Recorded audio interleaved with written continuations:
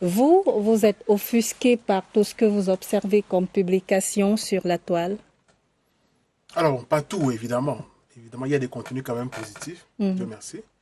Mais de plus en plus, on observe avec l'augmentation des utilisateurs des réseaux sociaux au Cameroun, parce que maintenant, on est déjà à plus de 5 millions de Camerounais qui sont actifs sur ces plateformes, notamment Facebook. La course aux vues et malheureusement, sur Internet, l'attention est devenue une monnaie.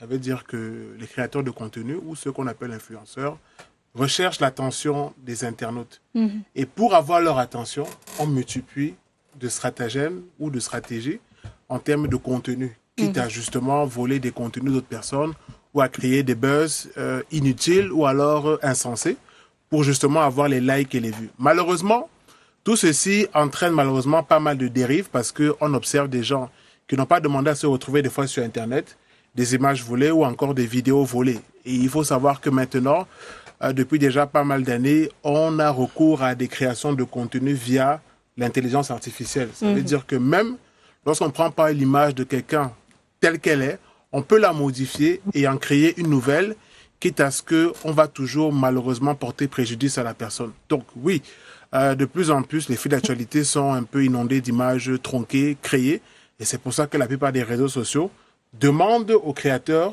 lorsqu'ils publient un contenu, d'indiquer si ce contenu est créé avec l'IA ou encore de préciser la source de l'image. Par exemple,